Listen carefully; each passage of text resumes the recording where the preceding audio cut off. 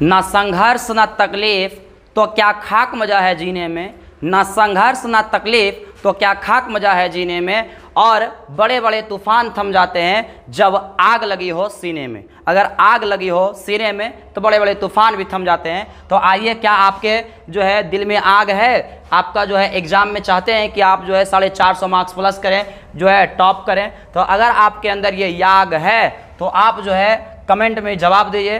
अगर आप कंप्लीट जो है जवाब दे पा रहे हैं तो इसका मतलब जो है आप सही मार्ग पर चल रहे हैं। तो चलिए देखते हैं, 10वां चैप्टर हम लोग करने वाले हैं मंदाकिनी वर्णम। मंदाकिनी वर्णम चैप्टर है हमारा, मंदाकिनी वर्णम चैप्टर हमारा, मंदाकिनी वर्णम। मंदाकिनी वर्णम कहता है पहला क्वेश्चन कि राम मंदाकिनी की शोभा किसे दिखाते हैं। राम जो है, राम भगवान मंदाकिनी की जो शोभा है किसे दिखाते हैं, तो सीता को दिखाते हैं। किसको दिखाते हैं, तो सीता को दिखाते हैं। अगला क्वेश्चन में आइए, चलिए बताइए। दूसरा क्वेश्चन है कि विशालाक्षी से किन्हें संबोधित किया गया है, सीता को, लता को, राधा को, लक्ष्मण को। विशालाक्षी मतलब बड़ी नेत्र वाली, और बड़ी नेत्र वाली मतलब जो है बहुत बड़ी सोच वाली, दूर तक जो है सोचने वाली, देखने वाली। तो आपका जो है विशालाक्षी जो कहा गया है माता सीता को।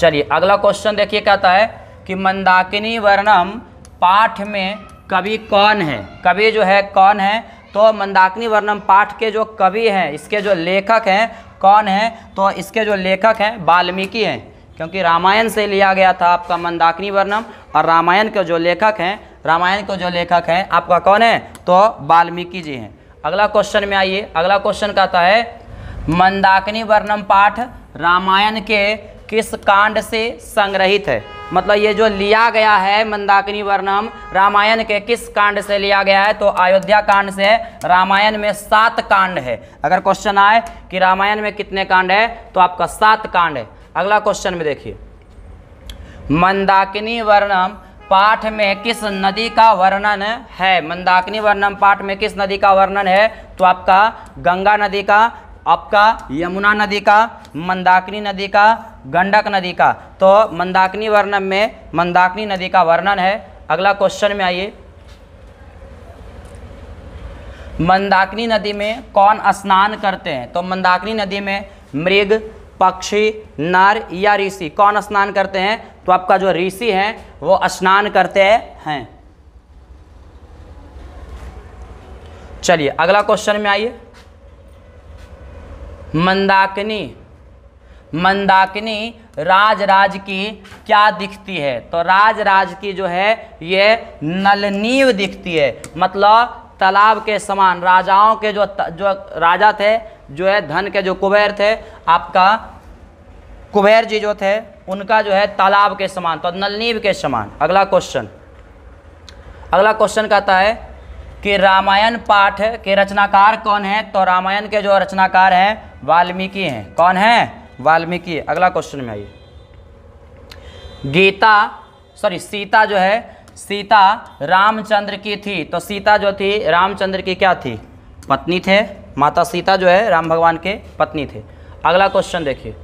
अगला क्वेश्चन कहता है कि मंदाकिनी नदी कहाँ स्थित है। तो मंदाकिनी नदी जो स्थित है आपका चित्रकूट पर्वत के जो है निकट स्थित है। चित्रकूट पर्वत के निकट स्थित है। आपका किस नदी के किनारे, जो है ये जो नदी है चित्रकूट के निकट, उत्तर प्रदेश।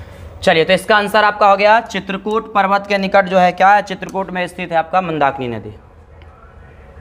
अगला क्वेश्चन, कौन जल पीकर तृप्त हो जाता है। तो गाय, मयूर, उसके बाद मृग, उसके बाद व्याघ्र। बताइए, आप जवाब दीजिए, कौन जो है जल पी करके क्या हो जाता है। तो आपका जल पी करके तृप्त हो जाता है, संतुष्ट हो जाता है। बताइए, जवाब दीजिए कि कौन जल पीकर जो है तृप्त हो जाता है। तो मृग जो है हिरणों का झुंड जो है जल पीकर तृप्त हो जाता है। अगला क्वेश्चन, अयोध्या कांड किस ग्रंथ का भाग है। तो अयोध्या कांड जो है आपका रामायण का क्या है, अंग है। रामायण का जो है क्या है, आपका भाग है। रामायण का क्या है बुआ, तो भाग है। अगला क्वेश्चन देखिए, कहता है रघुवंश महाकाव्य की रचना किनके द्वारा की गई है। तो रघुवंश महाकाव्य की रचना जो किए थे कालिदास। कालिदास, रघुवंश महाकाव्य के रचनाकार कालिदास। अगला क्वेश्चन में आइए, मंदाकिनी नदी किस पर्वत के निकट जो है प्रवाहित होती है? किस पर्वत के निकट प्रवाहित होती है? तो चित्रकूट पर्वत के निकट मंदाकिनी नदी प्रवाहित होती है। अगला क्वेश्चन कहता है कि रमणीयानि तीर्थयानि किम संजयन्ति। रमणीय तीर्थ स्थान क्या उत्पन्न कर रहे हैं? तो रमणीय तीर्थ स्थान जो है रति उत्पन्न, रति मतलब आपका प्रेम। वह जो मंदाकिनी नदी सुंदर लग रहा था तो राम भगवान के अंदर जो है प्रेम को और ज़्यादा बढ़ा रहा था, और ज़्यादा उनको अच्छा लग रहा था। तो अगला क्वेश्चन में आइए, मंदाकिनी किस नदी को कहा गया? तो मंदाकिनी जो कहा गया गंगा को ही कहा गया। जो चित्रकूट के पास जो गंगा नदी बहती है उसी का नाम वहाँ रखा गया, क्या? मंदाकिनी। तो मंदाकिनी गंगा को कहा गया। अगला क्वेश्चन में आइए, अगला कहता है कि नाचने के समान जो है कौन दिखता है? नाचते हुए कौन प्रतीत होता है? तो आपका पर्वत जो है, जब हवा की झोंके आती है तो पर्वत की जो है वृक्षों जो है नाचता हुआ प्रतीत होता है, तो ऐसा लगता है कि पर्वत ही नाच रहा है, तो अब पर्वत हो जाएगा।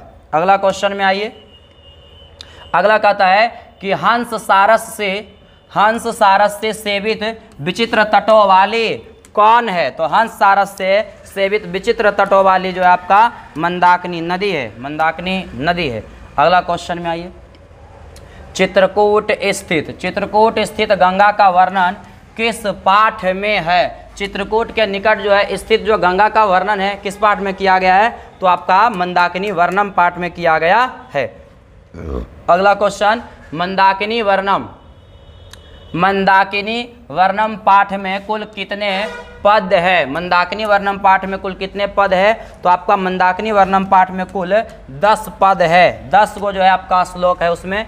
अगला क्वेश्चन देखिए, कहता है कि चित्रकूट स्थित गंगा का वर्णन किस पाठ में है? चित्रकूट के निकट में जो स्थित जो है आपका क्या है? तो गंगा नदी है, उसका वर्णन किस में किया गया है? तो मंदाकिनी वर्णम में। अगला क्वेश्चन देखिए, अगला कहता है कि वनवास प्रसंग में राम सीता लक्ष्मण के साथ कहाँ पहुँचते हैं? तो वनवास प्रसंग में राम लक्ष्मण सीता के साथ जो है आपका कहाँ पहुँचते हैं? क्या हो जाएगा? चित्रकूट के जो है निकट पहुँचते हैं। अगला कहता है कि मुनि जो है किसकी उपासना करते हैं? तो मुनि जो है उपासना जो है कर रहे थे किसका? आदित्य का, सूर्य का। आदित्य मतलब होता है सूर्य का उपासना करते हैं, आदित्य का जो है उपासना करते हैं। प्रशंसनीय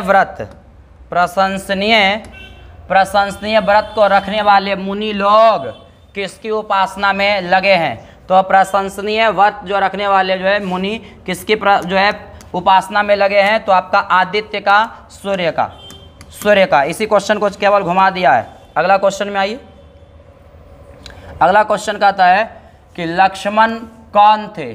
श्री राम का भाई थे, पिता थे, श्री राम का पुत्र थे, इनमें से कोई नहीं। तो श्री राम के ये क्या थे? तो भाई थे। श्री राम भगवान के ये क्या थे? तो आपका भाई थे। अगला क्वेश्चन देखिए, इस चैप्टर में जो है टोटल आपका 25 क्वेश्चन होता है।